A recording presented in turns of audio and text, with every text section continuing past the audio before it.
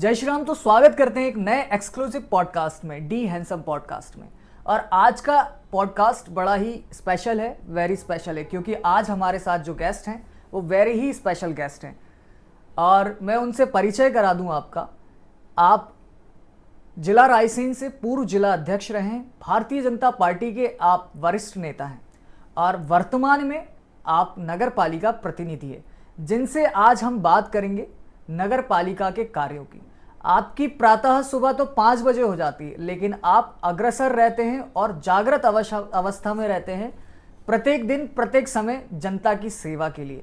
तो ऐसे ही आज व्यक्ति से हम बात करेंगे, श्री राजेंद्र जी अग्रवाल जी के साथ। बहुत बहुत स्वागत है भाई साहब, आपने समय दिया हमें पॉडकास्ट में। कैसे हैं भाई साहब? ठीक है, बढ़िया है। बड़ा ही कुशल लग रहे हैं आप, आज वाइट करते हैं। नहीं, मैं तो हमेशा ही हरदम कुशल ही रहता हूँ और कुशल रहने का प्रयास करता हूँ जी। स्वास्थ्य कैसा है अभी आपका? स्वास्थ्य बढ़िया है। मेरी दिनचर्या सुबह शुरू हो जाती है जी 5:30 बजे से। जी।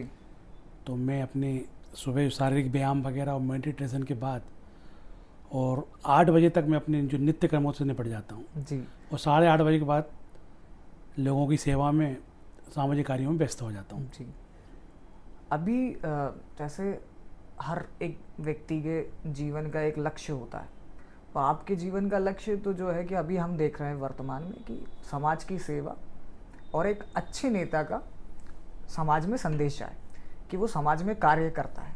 तो लेकिन आपका जब ये जीवन काल शुरू हुआ तो आपकी जर्नी क्या थी कि बताऊँ, पॉलिटिक्स में आने के पहले से शुरुआत? देखिए, भारत में लोकतंत्र है जी। और अगर आपको सच्ची सेवा लोगों की करनी है, लोकतंत्र ही सबसे बड़ा माध्यम है।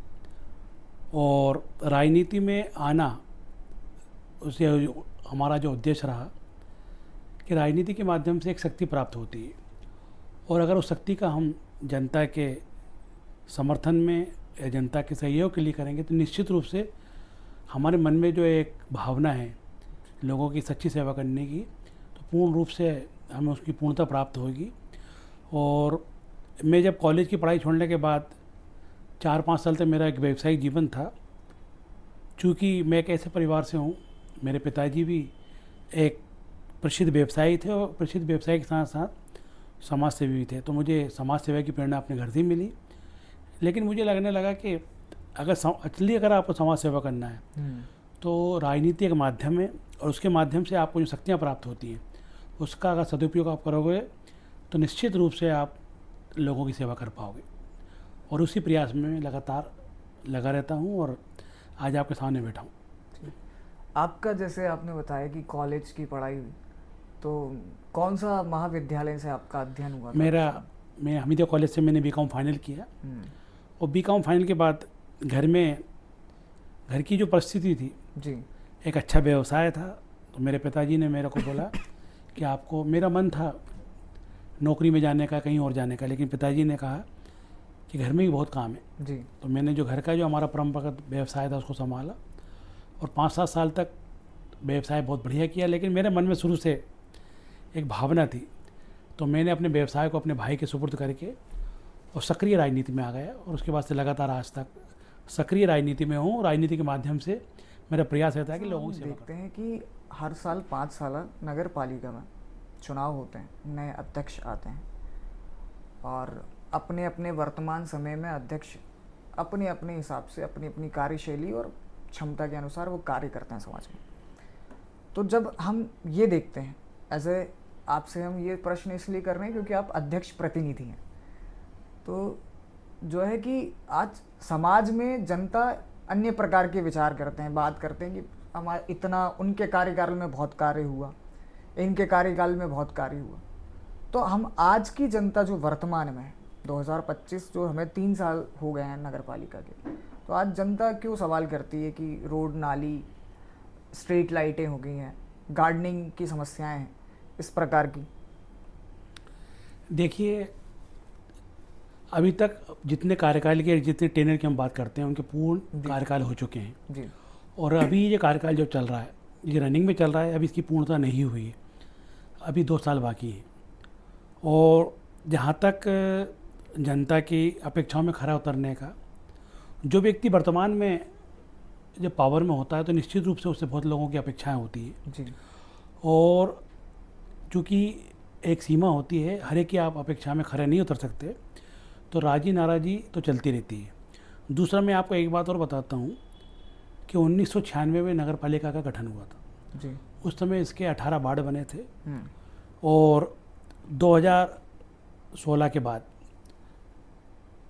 2016 का जो चुनाव हुआ था जी इसका सीमांकन हुआ, इसका परिसीमन हुआ और आसपास की 7 पंचायतों के लगभग 14 गांव इसमें जुड़े और उसके बाद भौगोलिक रूप से ये नगर पालिका 7 गुनी बढ़ गई। जनसंख्या के माध्यम से हिसाब से या वोटर के हिसाब से जितनी वृद्धि नहीं हुई उससे ज़्यादा भौगोलिक क्षेत्र की वृद्धि हुई है। और पिछले टेन्योर हम देखें तो ग्रामीण क्षेत्र की जो अपेक्षाएँ होती, मैं किसी पर आरोप नहीं लगा रहा हूँ जी जितना काम पिछली परिषद को ग्रामीण क्षेत्र में करना चाहिए थी, मैं समझता हूँ वो ग्रामीण क्षेत्र के लोग जो जुड़े थे उन पर खरा उतरने का उतना प्रयास नहीं किया गया। लेकिन वर्तमान में 3 साल में हमने एक संतुलन बनाते हुए शहरी क्षेत्र और ग्रामीण क्षेत्र दोनों में बराबर संतुलन बनाया है और आगामी जो 2 साल बचे हैं ग्रामीण क्षेत्र को भी और नगर में जो बचे हुए काम हैं उनको भी हम पूरा करेंगे। जहाँ तक सफाई की व्यवस्था है, सफाई की व्यवस्था के बारे में अभी तक जब हम नगर पालिका में प्रियंका अग्रवाल नगर पालिका अध्यक्ष बनी जी तो कचरा जहाँ तहाँ फेंकता था। एचईजी जी के पीछे आपने देखा होगा फर्श की जगह में, उसको हमने पूरा साफ़ करवाया इस नगर परिषद ने, लेगेसी कराई वहाँ पे, पूरा कचरा वहाँ से उठवाया। और इसी कार्यकाल में वर्तमान का जो कार्यकाल है शासन से आदरणीय सुरेंद्र पटवा जी के माध्यम से हमने 12 एकड़ ज़मीन अलॉट करवाई। आज वहाँ पर टीचिंग ग्राउंड हमारा बनकर तैयार है, मशीनें वगैरह वहाँ पर लग रही है और आगामी 1 आध महीने के बाद टीचिंग ग्राउंड जो है व्यवस्थित रूप से चालू हो जाएगा। ये 30 साल की नगर पालिका की सबसे बड़ी व्यवस्था है जी। और ये तो बहुत अच्छी बात है, लेकिन जब हम जो टिंचिंग ग्राउंड की अगर हम विषय पे बात करें तो ग्राम कुमड़ी बिठोरी में वो स्थापित कर रहे हैं उस भूमि को, तो वहाँ के जो ग्रामीण क्षेत्र के लोग हैं उनके कई सारे विषय हैं कि भाई साहब यहाँ पे टिंचिंग ग्राउंड रहेगा तो बच्चे बीमार होंगे, दिक्कतें आएंगी, क्योंकि कृषि भूमि है, क्योंकि वो वन विभाग की भूमि नहीं वन विभाग की भूमि की नहीं, राजस्व की भूमि है, राजस्व की भूमि है, सॉरी जी। और जहाँ तक टीचिंग ग्राउंड का मामला है जी, ये एक ऐसी ज्वलंत समस्या है, ये कहीं भी बनता है तो आसपास के लोग विरोध करते हैं। हमारी लगातार उनसे बातचीत चल रही है और अभी हम वहाँ पर कचरा डंप नहीं करा रहे हैं। मशीनें वगैरह वहाँ पर हमारी अगले नेक्स्ट वीक से वहाँ पर मशीनें फिट होना शुरू हो जाएंगी और उसके बाद फिनिश गुड पूरा बनेगा, वो कचरा वो दिखेगा नहीं। हम पूरी मशीन और पूरा व्यवस्थित जब पूरा प्लांट लगा देंगे उसके बाद नगर के लोगों के साथ बैठेंगे, वहाँ के गाँव के लोगों के साथ बैठेंगे और उनके दिमाग में कुछ चल रहा है उसको निकालने का प्रयास करेंगे। और मुझे पूर्ण उम्मीद है कि वहाँ के ग्राम के लोग हमको समर्थन करेंगे, क्योंकि ये समस्या पूरे नगर की है और मुझे पूर्ण उम्मीद है कि पूरी परिषद के प्रयास से हम इसमें सफल हो जाएंगे। बिल्कुल।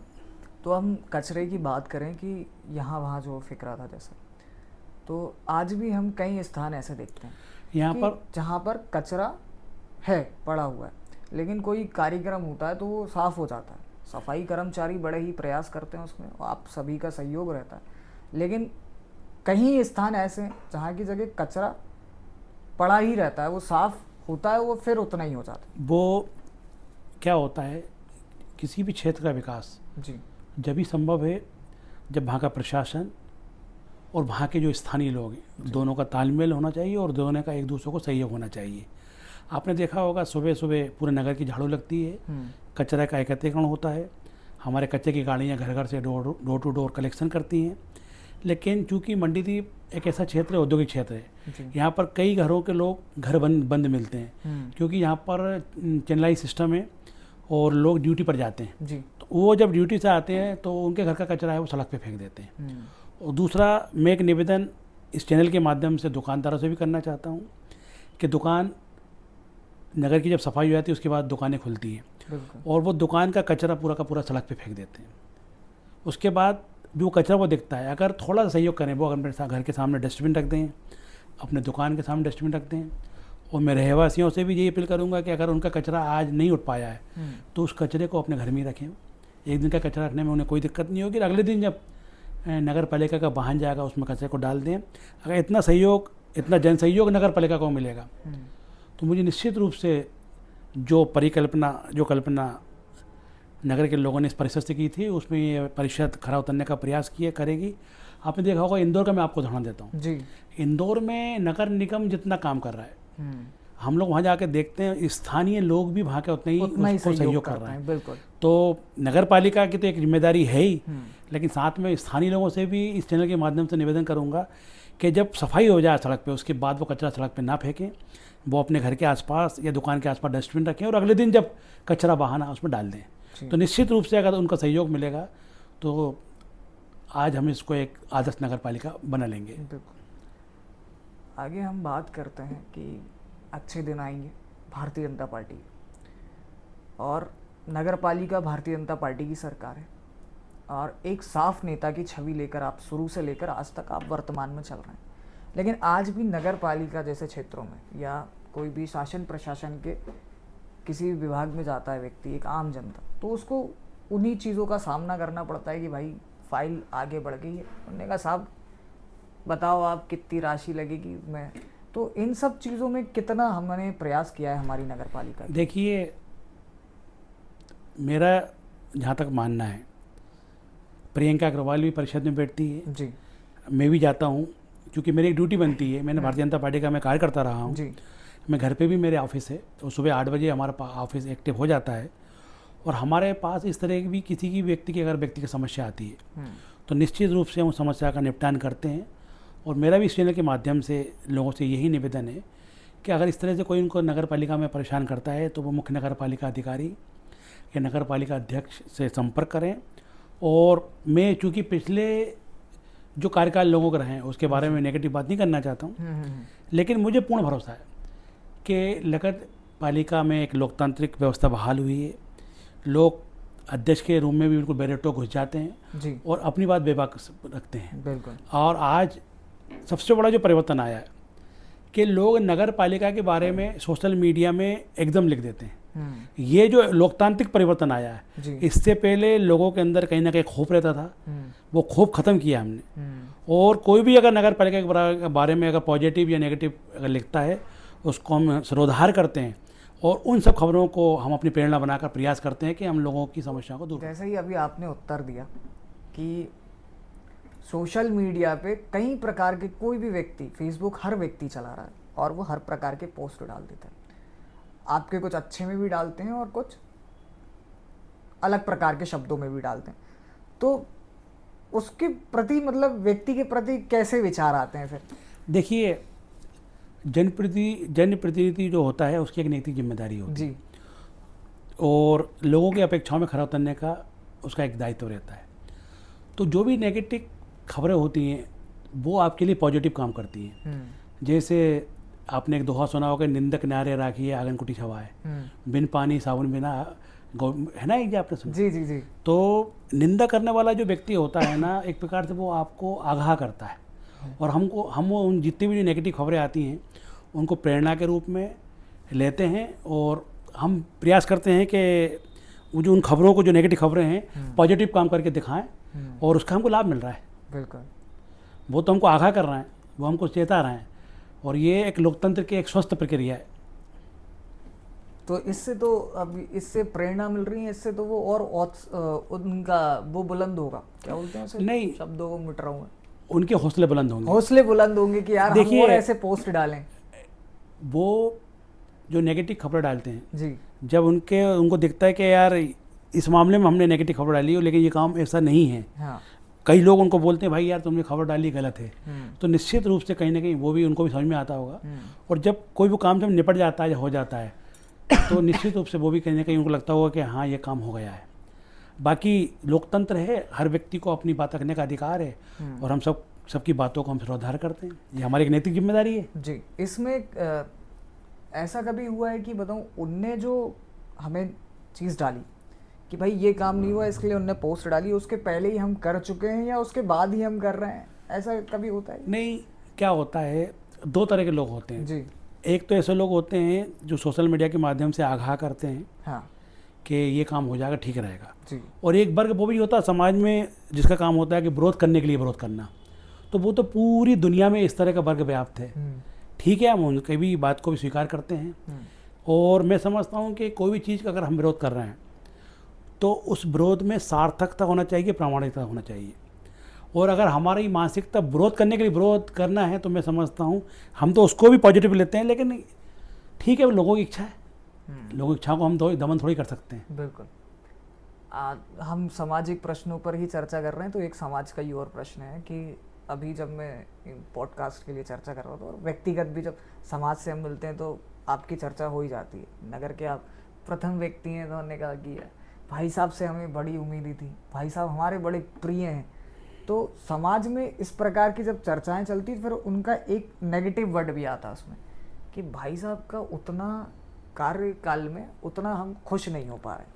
तो ये जब प्रश्न आते हैं तो बड़ा अजीब लगता है। मैं आपको एक ही बताऊं जी, जो पिछले कार्यकाल थे जी, उस समय नगर पालिका की जो आर्थिक स्थिति थी सरप्लस थी वो।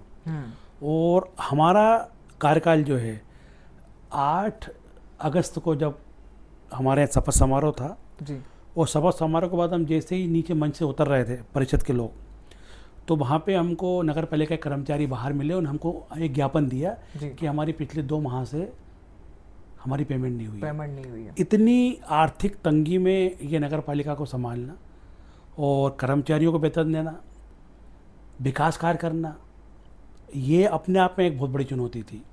लेकिन मैं एक दावे के साथ कह सकता हूँ, हमारे विधायक आदरणीय सुरेंद्र पडवा जी के आशीर्वाद से, हमारे सांसद केंद्रीय मंत्री आदरणीय शिवराज सिंह जी के आशीर्वाद से, हमारे प्रदेश के मुखिया आदरणीय मोहन यादव जी के आशीर्वाद से पिछले 3 साल में, चूँकि हम लोग विज्ञापन करते नहीं जाता, लेकिन अगर आप वार्ड वाइज समीक्षा करेंगे तो किसी भी जो टेनियर रहे हैं पिछले जो भी कार्यकाल रहे हैं उससे कहीं 50% ज़्यादा काम हुआ है।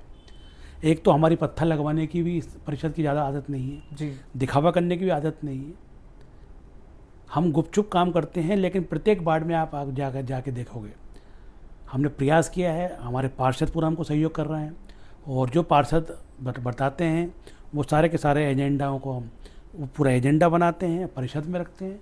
अभी हमारे लगभग 20 करोड़ के काम प्रस्तावित हैं, उनके टेंडर्स लग गए हैं और आने वाले समय में बहुत सारे कार्य। उसके अलावा हमारी अमृत योजना है जो लगभग 62 करोड़ की, वो एक और हमको योजना प्रदेश सरकार ने स्वीकृत की है 36 करोड़ की सीवेज वाली। ये सारे के सारे काम बहुत जल्दी ज़मीन पर उतरने वाले हैं और 2 साल अभी हैं हमारे पास जी।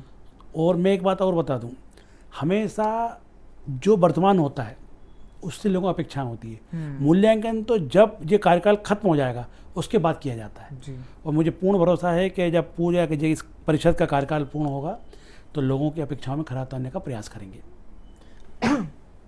भाई साहब, हम नगर पालिका क्षेत्र के वार्ड में चलते हैं, उसमें कई वार्ड लगते हैं, लेकिन सतलापुर जो स्थान है वहाँ की एक समस्या ये है कि वो पहले हाउसिंग बोर्ड में आ रहा था और वर्तमान समय में वो नगर पालिका में गया। मतलब 2016 में वो हाउसिंग बोर्ड से हटकर नगर पालिका में हो गया था। तो लेकिन आज भी वहाँ की जो जनता है, जो संपत्ति कर होता है, वो हाउसिंग बोर्ड में भी जमा कर रही है और नगर पालिका में भी जमा कर रही है। देखिए, ये एक तकनीकी दिक्कत है और हमने भी चिट्ठी लिखी है हाउसिंग बोर्ड वालों को जी, और बहुत जल्दी हम हमारे जो उच्च अधिकारी हैं उसके माध्यम से, उनके माध्यम से प्रयास करेंगे कि ये जो डबल जो लोगों को दिक्कत जा रही है हाउसिंग बोर्ड और नगर पालिका वाली, हमारे नगर पालिका के लोग, हाउसिंग बोर्ड के अधिकारी और हमारे जो उच्च अधिकारी हैं उनके बीच बैठ के पूरा का पूरा जो एक गैप है उसको ख़त्म करेंगे। और मैं आपके चैनल के माध्यम से सतलापुर के लोगों को बताना चाहता हूँ कि हम उनके साथ अन्याय नहीं होने देंगे। भाई साहब, सतलापुर के कुछ व्यक्ति हैं जो कि आज बाहर से आकर हमारे मध्य प्रदेश में सतलापुर में उन्होंने प्रॉपर्टी खरीदी। अब वो व्यक्ति जो है कि हाउसिंग बोर्ड को भी जमा कर रहा है और वो उसको भी जमा कर रहा है, नगर पालिका में भी जमा कर रहा है। तो अब लेकिन जब वो व्यक्ति उसको जमा करने के बाद भी देखता है कि वो तुम रोड का निर्माण की समस्याएं आती हैं, नाली अभी खुद ही पड़ी हुई है वहाँ की जगह। आप तो स्वयं कार्य कर ही रहे हैं क्षेत्र में, चलते फिरते रहते हैं, देखते ही रहते हैं हम आपके फेसबुक पोस्ट में। लेकिन वहाँ की वो जो जनता है जो दे रही है, संपत्ति कर तो दे रही है, क्योंकि हम रिटर्न तो नहीं कर नहीं पाएंगे कि भाई हाउसिंग बोर्ड आपको रिटर्न, तो उसमें एग्जैक्ट उनके पास क्या सॉल्यूशन है ऐसा कि भाई आप यहाँ की जगह जाकर एक एप्लीकेशन दीजिए कि हम नगर पालिका में जमा कर दिया है हमने, आपको वहाँ जमा करने की आवश्यकता नहीं है। देखिए, मैंने अभी आपको बताया जी हाउसिंग बोर्ड भी एक स्वतः संस्था है, जी वो भी सरकार का एक उपक्रम है। जी मैंने उच्च अधिकारी की बात की। जी जी उच्च अधिकारी का मतलब ये है कि वो दोनों संस्थाओं को बिठाकर हम उनके पास अपील करेंगे, और ये जो गड़बड़ी हो रही है जी उच्च अधिकारियों के माध्यम से, मैंने अभी बताया ना आपको कि उच्च अधिकारी के माध्यम से हम चूँकि हाउसिंग बोर्ड को नगर पालिका आदेश नहीं कर सकती, जी हमारे और नगर हाउसिंग बोर्ड के बीच में जो ये जो दिख रहा है गैप आपको, ये जिसकी वजह से जनता को जो परेशानी हो रही है, तो उसको जो हमारे दोनों के ऊपर जो उच्च अधिकारी बैठे हैं वो बिठाएंगे, और वो फिर जिस तरीके से आदेश देंगे उसका हम लोग पालन करेंगे। जी बिल्कुल। सामाजिक तौर पर एक प्रश्न जो आता है कि कई सारे लोगों को नगर पालिका के अध्यक्ष से उम्मीदें होती हैं कि हमने बोर्ड दिया है, हमारा नेता हमारा कार्य करेगा, लेकिन एक सामान्यतः अध्यक्ष के क्या क्या कार्य होते हैं, और फिर उसके बाद जो है कि सीएमओ पद रहता है नगर पालिका में, और कई सारे कर्मचारी पद पर रहते हैं। तो एक नगर पालिका के अध्यक्ष का क्या क्या कार्य में आता है? ये आपका जो प्रश्न है ये बहुत बढ़िया प्रश्न है। जी जनप्रतिनिधि जो होता है उसका काम होता है मॉनिटरिंग करना।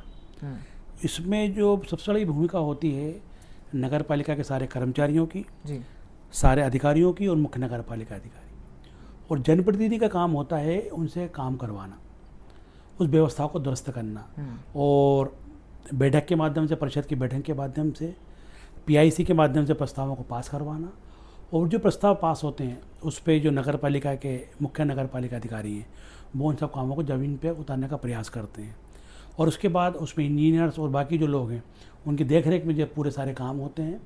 मुख्य नगर पालिका अधिकारी की इसमें एक महत्वपूर्ण भूमिका होती है, और नगर पालिका अध्यक्ष जो होता है वो एक मॉनिटर के रूप में इन सब चीज़ों की समीक्षा करता है, गुणवत्ता की और भी सब चीज़ों की, क्योंकि वो सरकार का प्रतिनिधि नहीं है नगर पालिका अध्यक्ष, वो जनता का प्रतिनिधि है। उसकी जवाबदारी है जनता के प्रति उसकी जवाबदारी में खरा उतरना, और उसको खरा उतरना भी चाहिए। और हमारी नगर परिषद भी, हमारे 26 पार्षद और नगर पालिका अध्यक्ष जी प्रयास भी कर रही है कि जनता ने जिस तरीके से उन्होंने अपना प्रतिनिधि बनाया है, तो निश्चित रूप से वो सारे के सारे लोग अपने अपने काम में लगे हुए हैं।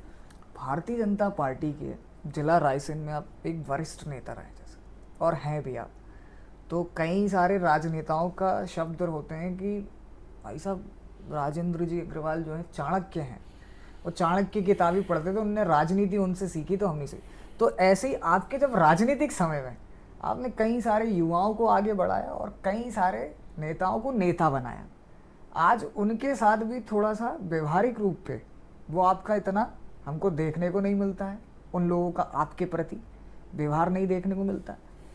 तो इसकी क्या रहा है ऐसा कारण, मतलब देखिए कि वो व्यक्ति दूर हो गए आपसे? मतलब नहीं, ये तो एक सतत प्रक्रिया है जी, और वर्तमान की एक जिम्मेदारी होती है जी भविष्य का निर्माण करना।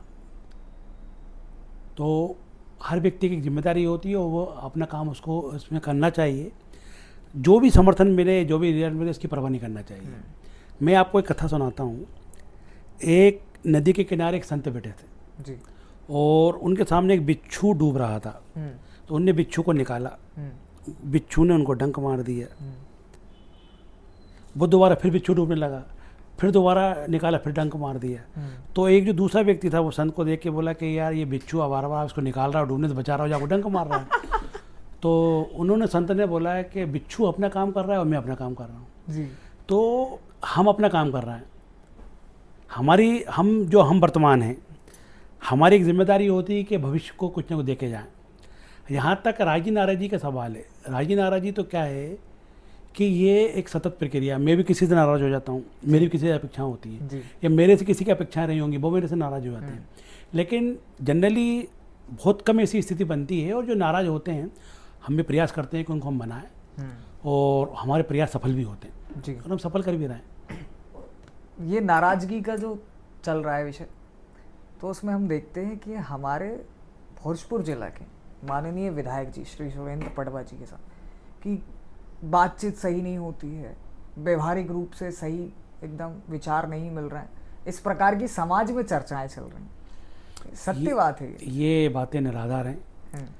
जहाँ तक विधायक जी का मामला है, उन्हीं के आशीर्वाद से हम यहाँ पर बैठे हैं, और पूरी विधानसभा में हमेशा ये चर्चा रही है कि विधायक जी के और मेरे संबंध कैसे रहे। जी। हमेशा उन्होंने बड़े भाई के रूप में मेरे को प्रेम दिया है, उनका आशीर्वाद बना रहता है। और हमारी तो उनके साथ जोड़ी पूरे ज़िले में और पूरे प्रदेश में फेमस है। कई बार विधायक जी का लोग फ़ोन लगाते थे, बड़े नेताओं की बात कर रहा हूँ, जी जी जी। और विधायक जी के व्यस्त हैं, फ़ोन नहीं उठा पाते, तो उनका फ़ोन मेरे पास आ जाता था। हाँ। बोले आप विधायक जी ऐसा बोल देना। तो ये मैं इसलिए सब बता रहा हूँ कि विधायक जी के हमारे संबंध कैसे रहे। उनका पूरा अधिकार है, नगर पालिका में वो पूरा हस्तक्षेप कर सकते हैं, क्योंकि वो हमारे प्रतिनिधि हैं, हमारे नेता हैं। बिल्कुल। और हमारी परिषद भी उनसे आशीर्वाद लेती है जी। और हम जितने भी हम आज जो काम कर रहे हैं उन्हीं के आशीर्वाद से कर रहे हैं। अभी कुछ दिनों पुरानी बात है कि पार्षदों ने एक अपने बैठक प्रारंभ कर ली थी स्वयं से, और उनका ये भी शब्द था कि नगर पालिका से आप इस्तीफा दे दीजिए अगर नहीं कार्य कर पा रहे। इस प्रकार की पेपर में उनकी बाइट छपी और उनने स्वयं ने अपना निर्णय लेना चालू कर दिया कि वर्तमान अध्यक्ष के रूप में नगर पालिका कार्य नहीं कर रही है अभी। नहीं, ये सब बातें निराधार हैं। जी।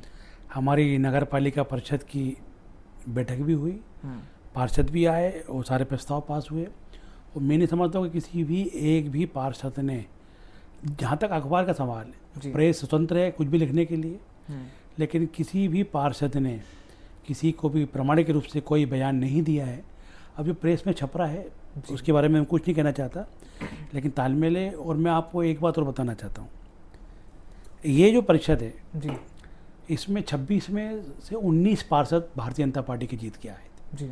लेकिन जब अध्यक्ष का चुनाव हुआ तो इसमें 21 पार्षदों का समर्थन नगर पालिका अध्यक्ष को मिला। तो इसमें ये इस बात का प्रमाण है कि नगर पालिका अध्यक्ष के प्रति पार्षदों का कितना बड़ा एक भरोसा था। और ये नगर पालिका परिषद भी दलगत भावना से ऊपर उठकर प्रत्येक वार्ड में काम कराने का प्रयास कर रही है। और हमारे यहाँ जब नगर परिषद की बैठक होती है या विकास कार्य का मामला होता है तो हमारा प्रयास रहता है, नगर पालिका परिषद का ये प्रयास रहता है कि प्रत्येक वार्ड तक विकास पहुँचे, और इस काम को बिल्कुल दलगत भावनाओं से ऊपर उठकर किया जा रहा है। ये बहुत कम नगर पालिका परिषदों में ऐसा देखने को मिलता है। जी। अभी दीपावली का त्यौहार निकला और कई त्योहारों में भी आपको देखा गया, जिसमें आप आजकल जो है फेसबुक लाइव के द्वारा आप समाज को दिखाते हैं कि भाई अपने ही लोकल के लोगों से सामान खरीदिए, भारतीय सामान खरीदिए, जिसमें आपका एक टाइटल रहता है। तो एक अभी रिसेंट आप जब दीपावली पे मंगल बाजार में दीपक ले रहे थे तो एक कमेंट था उसमें कि भाई साहब ये कुर्ता जो है होली पर पहनिएगा उस पर अच्छा लगेगा। और ऐसे कई बार फेसबुक पर अन्य प्रकार के मजाकिया टिप्पणी की जाती। देखिए, ये तो लोगों का प्रेम है जी, और होली भी हमारा त्यौहार है जी, हमें होली भी दिवाली जैसी मनानी चाहिए और दिवाली भी होली जैसी मनाना चाहिए। और जिन महानुभाव ने ये कमेंट्स किया है इस चैनल के माध्यम से मैं उनका स्वागत करता हूँ। निश्चित रूप से कोई भी त्यौहार होता है एक खुशियों से भरा हुआ रहता है, और मैंने जानबूझकर वो कुर्ता पहना था क्योंकि रंग बिरंगे, चूँकि हमारा त्यौहार ही जी जी जी, कलरफुल त्यौहार है हमारा। बिल्कुल। तो ये एक संदेश भी था और आत्म संदेश भी था खुद के लिए भी कि हम हमारे त्यौहार को बहुत अच्छी तरीके से मनाएं, खुशी से मनाएं। और यहाँ तक दीपक का सवाल है जी, 140 करोड़ लोगों का ये देश है जी, दुनिया का सबसे बड़ा बाजार आज भारत है। हमें हमारा उत्पाद बाहर अगर निर्यात ना भी हो, जी, सिर्फ हमारे लोग जो ठान लें कि हमारे यहाँ की जो चीज़ें बनी हैं, जो उत्पादित चीज़ें हैं, अगर हम उनको खरीदने लगेंगे तो हमारे जितने उत्पादक हैं, हमारे जितने निर्यातक हैं, उनको कोई भी अपना सामान निर्यात करने की आवश्यकता नहीं होगी, क्योंकि उनको सबसे बड़ा बाजार इसी देश में मिल जाएगा। बहुत सारा पैसा निर्यात के माध्यम से या अन्य माध्यम से, आयात के माध्यम से हमारा बाहर चला जाता है। हमारे प्रधानमंत्री नरेंद्र मोदी जी का भी यही एक नारा है, आत्मनिर्भर भारत जी। और ये मैं आज आपको बता दूं, वो भी लाल किले से यही बोलते हैं, हमारे मुखिया आदरणीय मोहन यादव जी भी यही बोलते हैं, और हम नगर पालिका के माध्यम से भी यही बोल रहे हैं कि कोई भी देश, कोई भी समाज जब भी महान बनता है जब उसमें प्रत्येक व्यक्ति को अपनी आहुति देनी होती है, प्रत्येक व्यक्ति को अपनी जिम्मेदारी के साथ काम करना होगा।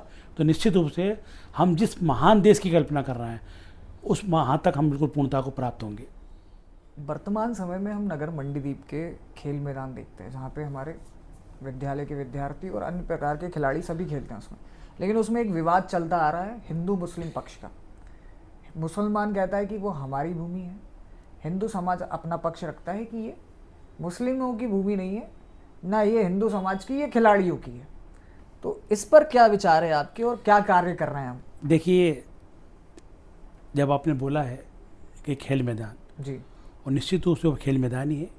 उस खेल मैदान में हिंदुओं के बच्चे भी खेलते हैं और मुसलमानों के बच्चे भी खेलते हैं। और ये विवाद विगत कई वर्षों से चल रहा है। 1998 में जब ये विवाद ज़्यादा बढ़ गया तो उसके बाद कलेक्टर ने इसको हस्तक्षेप करके और दोनों समुदाय के जो प्रमुख लोगों के साथ मीटिंग करके और 5 एकड़ ज़मीन हिंदू समाज को और 5 एकड़ ज़मीन मुस्लिम समाज को सौंपी थी।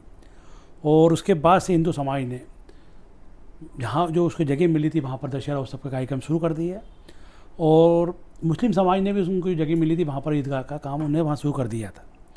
ईद की नमाज भी वहीं पढ़ते हैं। लेकिन वक्फ बोर्ड के माध्यम से एक गलत तरीके से, एक गलत निर्णय के वक्फ बोर्ड के कारण ये जो मुस्लिम समाज है वो दोबारा खेल मैदान पर अपना आधिपत्य या अपना हक जताने का प्रयास कर रहे हैं। और इस चैनल के माध्यम से मैं बिल्कुल इसका विरोध करता हूँ। वो जगह है, वो खेल मैदान है स्कूल के बच्चों के लिए, यहाँ के नौनिहाल के लिए, और नगर पालिका भी खुलकर उस खेल मैदान का समर्थन कर रही है। और नगर पालिका हाई कोर्ट गई है। और मैं आपको आश्वस्त करना चाहता हूँ कि बहुत जल्दी वो खेल मैदान लोगों को बिल्कुल उनके अधिकृत रूप से उनको मिलेगा। और मैं तो मुस्लिम समुदाय को भी इस चैनल के माध्यम से यही अपील करता हूँ कि उनको आगे आना चाहिए। उनके समाज में भी काफ़ी समझदार लोग हैं, वो जो गलत लोगों इसका नेतृत्व कर रहे हैं उनको अलग करके और इस विवाद को सुलझाना चाहिए। निश्चित रूप से अभी बीच में भी एक विवाद हुआ था, 2013 में भी एक हुआ था जब भी उन्होंने विवाद किया था जी। अभी एक आपने देखा होगा कि एक गाड़ी रात में हमारे जो हिंदू सेवक हैं उन्होंने एक गाड़ी को रोका था जिसमें वो लोग गोवंश को ले जा रहे थे, और उसकी जो उन्होंने रिएक्शन किया उस समुदाय ने, काफ़ी लोग हज़ारों की संख्या में उन्होंने थाने को घेरा। जी, मैं इसकी भी भर्त्सना करता हूँ। और उसके बाद लगातार हिंदू समाज ने, राष्ट्रीय स्वयं सेवक संघ, सकल हिंदू समाज ने, सबने इसका विरोध किया। और जो गलत तरीके से समाज का, जो मुस्लिम समाज का नेतृत्व कर रहे थे, उनके खिलाफ कानूनी कार्रवाई की। और वो जो कानूनी कार्रवाई थी बिल्कुल एकदम ठीक थी। मैं उनसे भी अपील करना चाहता हूँ, भगवान को सद्बुद्धि दे, लेकिन नगर पालिका भी, और एक हिंदू होने के नाते, एक जागरूक हिंदू होने के नाते मैं भी समर्थन करता हूँ कि वो खेल मैदान है और मुस्लिम समाज को वहाँ से अपना आधिपत्य छोड़ देना चाहिए। पर मुस्लिम समाज तो ये कहते आ रहा है कि भाई हम ना तो इस भूमि को छोड़ने वाले हैं, ना तो वो मुस्लिम समाज की, ना तो वो कोई मस्जिद है, एक दरगाह बना रखी है उनने, जिसमें इस्लाम धर्म में उनकी ना हदीस में ना कुरान में किसी प्रकार का कोई भी उसमें दिया ही नहीं है कि भाई ये दरगाह का आपको पूजने का कुछ है। हिंदू समाज ही उसको पूज रहा है और मुस्लिम पक्ष उस सिर्फ ज़मीन विवाद को लड़ने का ही प्रयास कर रहे। तो उसमें हम इतना प्रयास करते हैं कि लोग उनको बैठकर अभी आमंत्रण कर रहे हैं आप जैसे कि भाई आओ बैठो, अपन उसको चर्चा करते हैं, लेकिन वो जब वो व्यक्ति तैयार ही नहीं, चाहता ही नहीं है कि भाई हम बैठना ही नहीं चाहते, तो उस देखिए उनके चाहने से कुछ नहीं होगा जी, कानून अपना काम करेगा। सारे साक्ष्य, सारे एविडेंट खेल मैदान के पक्ष में हैं जी, और जब दोनों पक्षों को यहाँ से जगह मिल गई है तो निश्चित रूप से दावा अपने आप ख़त्म हो जाता है। और मैं तो यही कहूँगा, हम लोग बिल्कुल इस मामले में संगठित हैं, पूरा नगर संगठित है, और नगर के जितने भी जागरूक लोग हैं, सकल हिंदू समाज के साथ साथ जो अच्छी मानसिकता के लोग हैं, वो सारे के सारे इस समय एकजुट हैं। और बहुत जल्दी न्यायालय का जो निर्णय है उसका जो हम इंतजार कर रहे हैं वो भी हमारे पक्ष में आएगा। और बहुमत यहाँ होता है, वहीं ईश्वर होता है जी। आज 90% लोग ये चाहते हैं कि वो खेल मैदान रहे, और मैं समझता हूँ कि बहुत जल्दी ये निर्णय आने वाला है और खेल मैदान बच्चों को वहाँ पर मिलेगा। भाई साहब हम देखते हैं कि नगर में कई व्यक्ति अपना जो है अतिक्रमण, अवैध अतिक्रमण कर लेते हैं।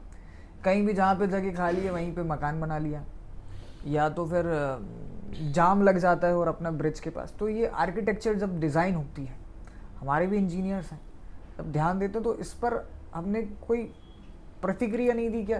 क्योंकि हर समय शनिवार मार्केट में जाम रहता है। देखिए हमारे देश में जितने भी शहर हैं जी, और आप अपन ये बहुत किसी भी शहर में जाते हैं ना, तो यार हम ओल्ड सिटी जाना है, तो किसी भी शहर की जो ओल्ड सिटी है वो आपको ऐसी अवस्थित दिखेगी, सकड़े रोड, अतिक्रमण।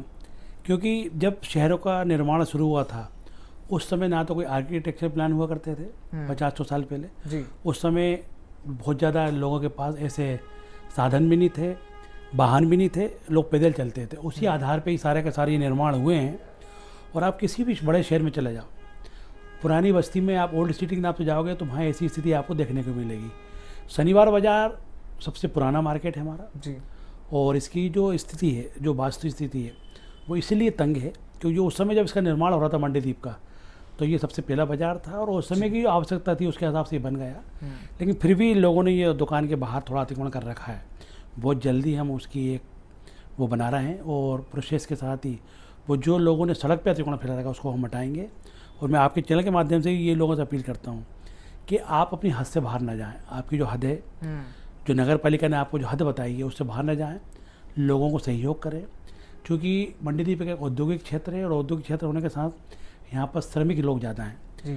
श्रमिक लोग हैं तो छोटे दुकानदार भी हैं, सड़क पर जो दुकान लगाते हैं वो भी हैं, उनको भी रोज़गार चाहिए। तो कई बार नगर पालिका परिषद का जो प्रयास रहता है कि उनको भी रोज़गार मिले। अगर उनको जो स्ट्रीट वेंडर को हटा देंगे तो एक तो लोगों को, ग्राहकों को सामान नहीं मिलेगा और दूसरा जो स्ट्रीट वेंडर हैं वो बेरोजगार हो जाएंगे। तो एक तो वो भी एक सामाजिक दृष्टिकोण के वजह से थोड़ा सा हम उनको आश्रय देते हैं। लेकिन मैं फिर भी जो बड़े दुकानदार हैं जो सड़क पे अपना पूरा सामान रखते हैं, मैं उनसे यही अपील करूँगा कि वो सड़क पे सामान रखते हुए अपनी हद में सामान रखें।